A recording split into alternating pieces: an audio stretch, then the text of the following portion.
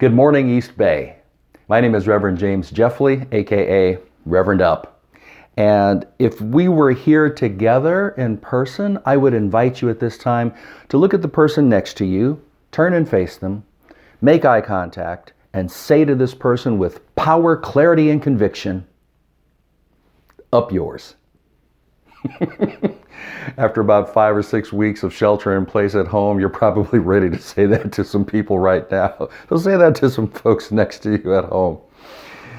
Please understand, I don't mean up yours as an insult. I mean up yours as an invitation. It's an invitation to raise every part of our lives up to a higher level of peace, a higher level of joy, a higher level of satisfaction, a higher level of consciousness. And if we're going to get through this thing called COVID, we need to up ours. I'd like to say thank you to Arlene, to the ministers, to Lynn, to the board for their invitation to me to come and speak before you again. So thank you. I'd also like to give a special shout out to Vanessa Wynn and New Day for the great music. Vanessa, thank you. New Day, thank you as always. And I want to give more than thanks, more than a shout out. I want to express my profound gratitude to all of the doctors and nurses and healthcare workers and support staff that are out there on the front lines right now, trying to take care of us and heal us and keep us from getting sick. So to all of you, whether you're involved in direct patient care or you play a supporting role, thank you, thank you, thank you. May you have the strength to continue on in your sacred service. I also want to express gratitude to all of the essential workers who are keeping the lights on and the water running and the gas flowing and the food growing, the internet humming, all of the products shipping, the delivery drivers, the gig workers, all the folks who are making it possible for us to live and function, such as we are in these days of COVID. So thank you.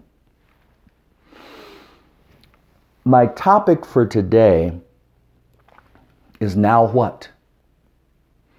Back in 2013, I started my journey 2013, I started my journey in Toastmasters. And I got to the district level competition and I was participating in the Table Topics event. It's impromptu speaking. They give you a word or a topic and you have to speak for 2 minutes. And the topic was, now what? And I didn't hear what the person said. I said, what's the topic? Now what? And then I just started laughing. Now what? And I won't give you the whole speech, but the gist of it was, we have always encountered a now what moment in our lives, right? From the time we were little to where we are now. And we didn't always know how we were going to solve that. We didn't always know what came next. But we've always figured out, now what? Maybe we had to be more creative. Maybe we had to do something different, something we hadn't done before. Maybe we had to ask for help. Maybe we had to just take a moment and stop and be still and call for guidance from wherever we may get guidance. And then when we have that moment of inspiration, we step in the direction of that guidance. We didn't know if it was going to work out or not. There was no certainty, but we knew where we were wasn't sustainable. You couldn't stay there anymore. You had to take action. So we did. And maybe it worked out, maybe it didn't. But the point is, we've always figured out, now what? COVID-19 has presented virtually all of us with the latest version of now what? Schools closed. Many businesses closed. Now what? Kids at home, parents realizing just how hard a teacher's job really is. Thank you, teachers. Having to rely on technology like webcams and Zoom and Skype and the internet more than we ever have for meetings, finally having to clean some space behind us in our home so we wouldn't be embarrassed when we turn the camera on. We've had our fair share of now what moments. Job closed down. Money's running low. Now what? Worrying about health. Am I going to catch the virus? Paying the bills. When will we return to normal? When can I go out and meet my friends again? Go to the movies, a concert, take a walk. When can I go out without feeling like my next breath may be sealing my fate?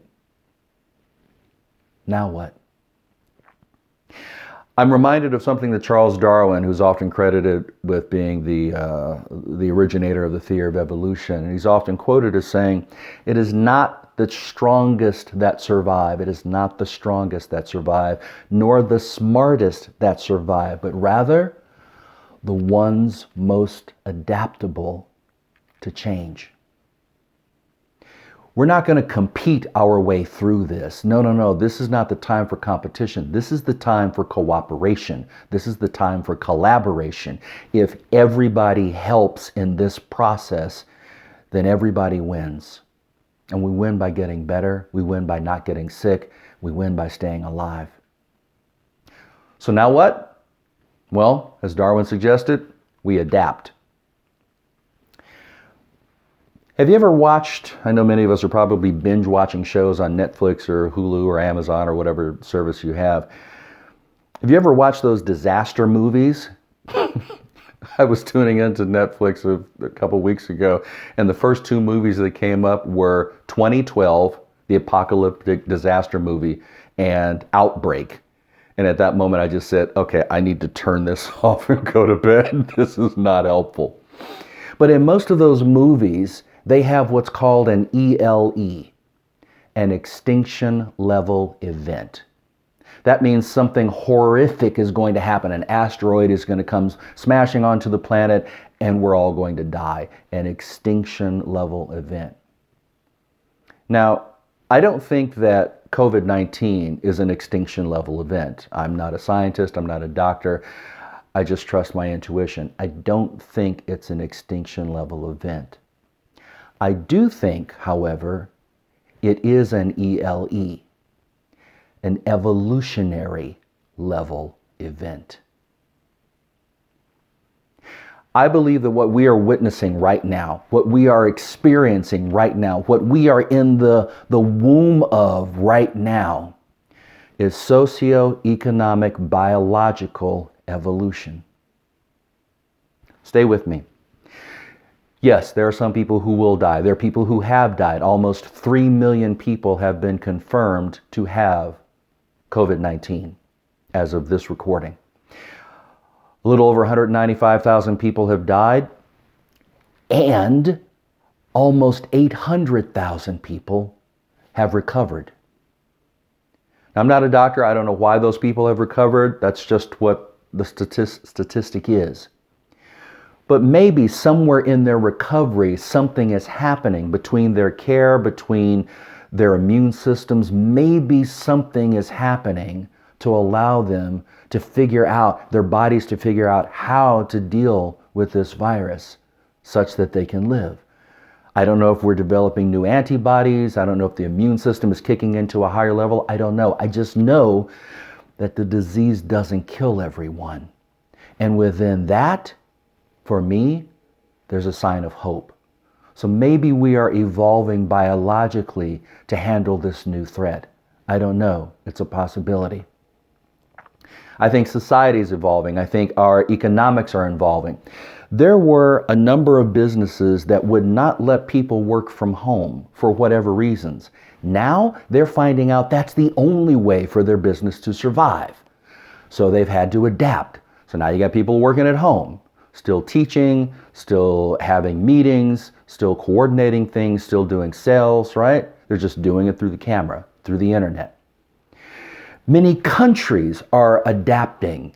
They are stepping up to help citizens keep their jobs or their health insurance or pay most of, if not all of their salaries. We are seeing many communities around the country, around the world that are embracing shelter in place and social distancing, wearing masks and gloves. That's why I'm speaking to you right now from my home and not the church. Because if any of you have been following me on social media, especially Facebook, I got my little social justice warrior keyboard out, and I've been railing against people showing up at church services or big public gatherings because we don't know who's the carrier. We are asymptomatic. And so while we are asymptomatic, we could be carrying it and spreading it to other people. Just because you don't have it doesn't mean, with symptoms, doesn't mean you're not going to give it to someone else.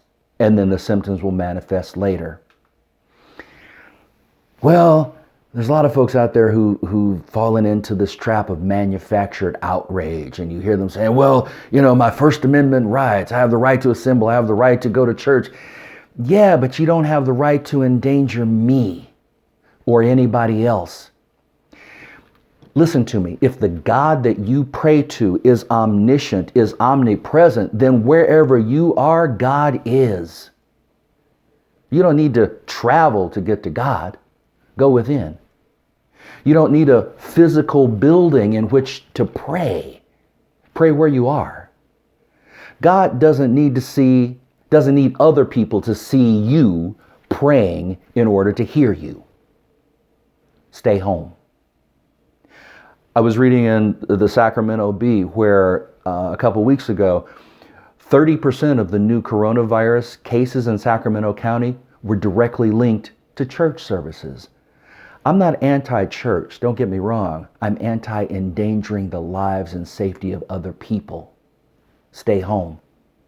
If you need justification, it's biblical. Look it up. Isaiah chapter 26, verse 20.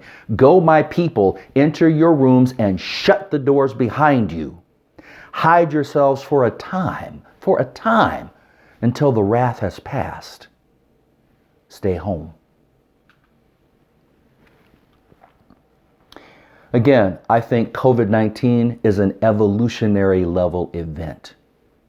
And I want to look through that lens with you for just a few moments and offer you a different take on COVID.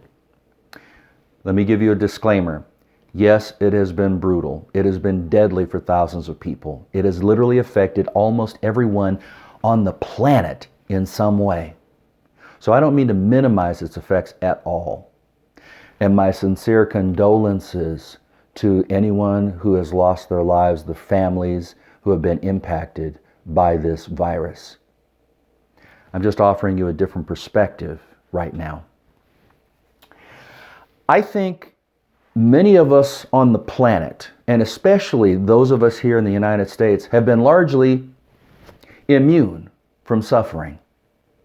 Yeah, we got suffering. We got crime and poverty and homelessness and injustice. Yeah, we got our share.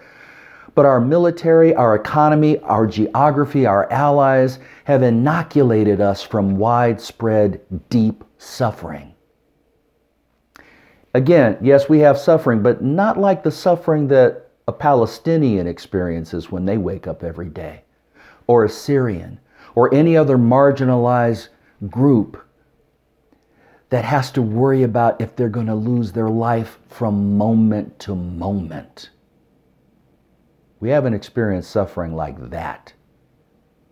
And I apologize if I missed your particular marginalized group. I got a limited amount of time here. So now what? Here comes COVID-19, and it's got suffering for everybody. It has 0 F's to give. Did he just say F's? Yes, I did. COVID-19 has 0 feelings to give. It doesn't care about your age. It doesn't care about your gender, your skin color. It doesn't care about your religion, your politics, your ideology, your theology, how much money you got in the bank, how healthy you are. It comes for everybody. And maybe for the first time in our lives, we now have truly global suffering for which there is currently no immunity. We are all sharing in the pain. And that's why, for me, I think of it as an evolutionary level event. Because just as we are all participating in the pain and the suffering together, we can all participate in evolving together. Now I know in order to evolve, we got to be willing to do some different things. We got to be willing to step outside of our comfort zones. We got to be willing to think at a higher level and act and behave and believe at a higher level. And I know that some of us are not going to make it. As humorist Will Rogers once said, there are three kinds of people. They're the ones that learn by reading. They're the ones that learn by observing. And the rest of them just have to pee on the electric fence for themselves. And there are a lot of folks out there right now trying to pee on the proverbial metaphorical electric fence. You've got states right now who are just pining to open up. Some already did yesterday, right? Because we've just got to go to the beach. We got to get our massage. We've got to get our tattoos. We got to go to the movie theaters.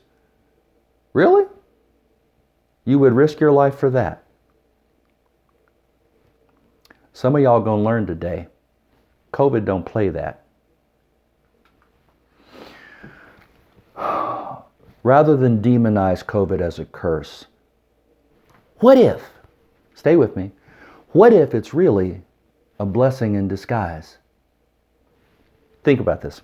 What if we viewed COVID as an environmentalist? We've already seen wildlife come back to areas previously overrun by humans. You got buffalo and Catalina Island coming down out of the mountains to hang out on the beach because there are no humans there. You got dolphins swimming in the canals in Italy. The skies are now clear over Los Angeles. Now what?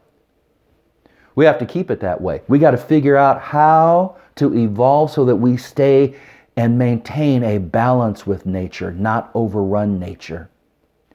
COVID, the environmentalist. What if we view COVID as a teacher?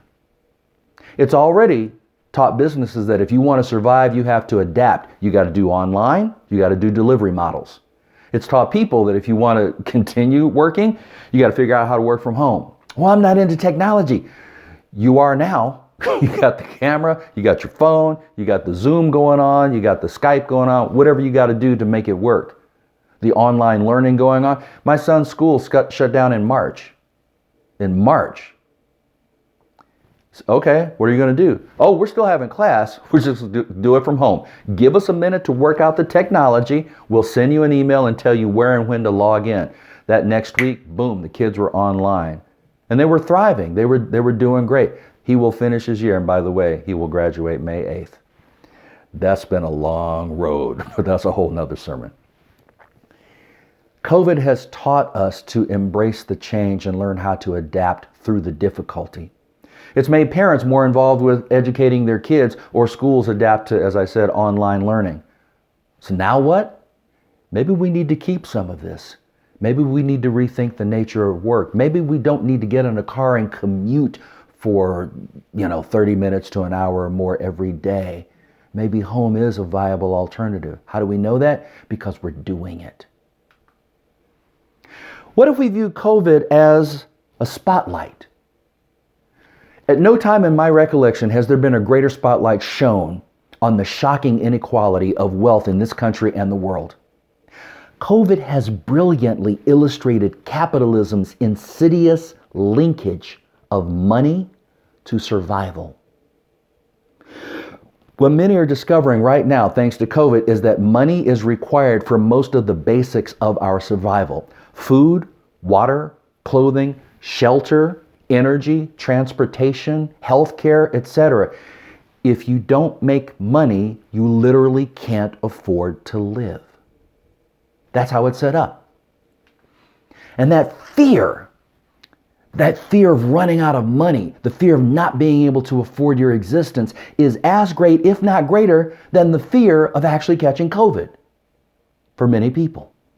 Because now COVID has shown the bright light of truth on work and allowed us to see which jobs are really essential and which jobs are non-essential.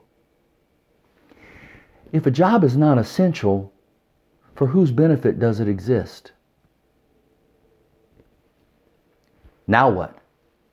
We have to work to change this, to break the linkage between earning a living, meaning earning the right to live. What if COVID is a catalyst Think about this. What if Rosa Parks didn't give up her seat? What if she didn't refuse to give up her seat on that bus in December of 1955?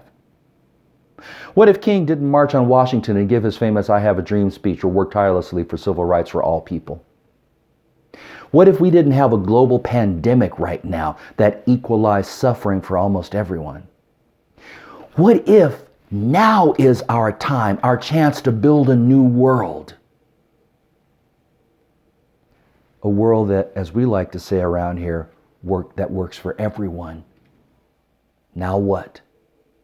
Now is our time to change. We cannot endure this level of disruption, this level of suffering, this level of death, only to go back to the way it was. If we do not learn the lessons COVID is trying to teach us, if we do not come out of this smarter and healthier and kinder, if we do not evolve, we will be doomed to repeating the mistakes of the past, and we will have lost a great opportunity to move forward. We can't go back, ladies and gentlemen. In 1519, Hernan Cortez, during the Spanish conquest of Mexico, ordered his men, after they offloaded all of their supplies and equipment from their boats, he ordered them to burn their ships. ¿Qué dijiste? Quemar los barcos. My apologies if I messed up that pronunciation. Burn the ships. They would either have to conquer Mexico or die trying. There would be no going back. Their commitment was total. Now, I'm not an advocate of conquest. I just appreciate the fact that they were all in. Ernest Holmes said in The Science of Mind back in 1938, evolution carries forward, not backward. And that's where we need to go. We need to burn the ship of systematized inequality. We need to burn the ship of systematized poverty.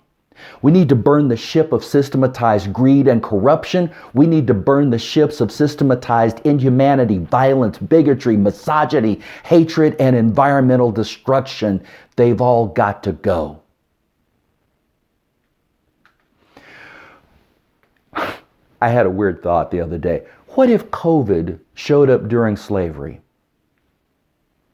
And slaves couldn't work because it killed slaves and masters alike. Can you imagine some slaves sitting around wishing for a cure just so they could get back to being slaves? Lord, I hope this master figure out a way to make us all better so we can get back in the field. Can you honestly imagine some slaves having that conversation? Yeah, because for some of them, for all of them, that was the only thing that they knew. Better to go with the devil you know than the devil you don't, right? I can imagine that conversation happening right now because there are people right now wanting to return to work in spite of the deadly nature of this highly contagious virus, wanting to go back to the old normal. It saddens me to see people chomping at the bit who just don't get it. They're chomping at the bit to open the country, open our state. That's how insidious capitalism is. It will force you to risk dying from a virus just to have money so you don't actually die from not having money. It is literally your money or your life. That is the world we have made. And that is the world we cannot go back to. So let me propose, in my time left, some possible solutions. In the short term, I declare that we need a moratorium on rent, mortgage, credit card, loan, and utility payments, including internet and cell phones, for the next 2 to 3 months or until we flatten this COVID curve and or find a treatment. No interest, no penalties, no back payments, no repayments, just a pause on paying debt for the essential costs of living. We need a new stimulus bill with no payments to big corporations and oversight by a non-political entity. This stimulus would be like what's already being done in other countries around the world right now. Did you know that in the United Kingdom, they're paying up to 80% of its citizens' salaries for the next 3 months? Spain is paying all of their affected workers their full salary during the lockdown. They are banning outright dismissals. You can't fire people. And they are giving an allowance for temporary workers and household employees. That's what they're doing in Spain. France is providing up to 84% of employees' net salaries and 100% for minimum wage workers. Canada is paying $2,000 a month for up to 4 months. Norway is paying full wages for employees on temporary layoff. Meanwhile, here in the U.S., 26 million people have filed for unemployment. As many as 20 million of those could lose their health coverage because in this country, we tie health coverage in many cases to having a job. You don't have a job, you don't have health coverage. During a global pandemic, many people will get a one-time payment of $600 or $1,200. And we have a president who recommends taking potentially lethal, untested drugs. And just the other day suggesting, well, what if, look at disinfectants, maybe injecting that, bleach. Do not do that. Do not take bleach. Do not try and inject or ingest or inhale or imbibe any kind of cleaning products or disinfectants. You will get sick. You may die, as other people have already done so. Longer term, healthcare is a right, not a profit center. It shouldn't be tied to employment. We should have universal healthcare here. We're the only major industrialized nation in the world that doesn't have it. And it should be for all Americans, regardless of income, employment status, or immigration status. And we need workplace health protections in all sectors, not just during a pandemic. We need guaranteed minimum income for all citizens. We need guaranteed paid sick, maternity, paternity, elder care, etc. leave. We're the only major nation in the world that does not offer guaranteed paid time off. It's late in the day. We need guaranteed housing. We have enough empty buildings right now in this country to house every homeless person several times over. We could end homelessness in the next 30 days if we wanted to. The only thing stopping us is courage and greed. And we need new leaders. Maya Angelou once said, when people show you who they are, believe them. The current leadership in our country has shown us who they are, from politicians to business leaders to community leaders. Some of them have stepped up. They've answered the call with thoughtful, compassionate solutions. Others have simply doubled down on greed, recklessness, ignorance, and inhumanity. This cannot continue. Register to vote. Get involved in your communities. Run for office. Support people and businesses that support life, that support humanity, that support compassion, that support the planet, because we cannot go back. What about the now term? For the now term, what can you do right now? Stay home. Limit your outside activities to the essentials. Or safe outings, out maybe getting exercise in a park somewhere away from other people. Wear your masks, wear your gloves, practice good social distancing if you happen to be out around other people. Sanitize things when you get home. Wash your hands a lot with soap for longer than you normally do. Follow the guidelines of the CDC and licensed healthcare professionals. Support local businesses. You can do that right now. Look at the link on your screen. You can make a donation to support this spiritual community as they do the good work to help support the community mentally, physically, spiritually. So now what, ladies and gentlemen? For now, we stay safe. For now, from where we are with what we have, we get involved.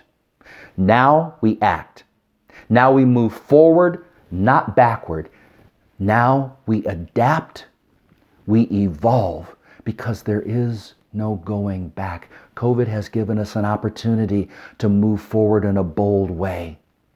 We must change, and the time for change is now. Up yours.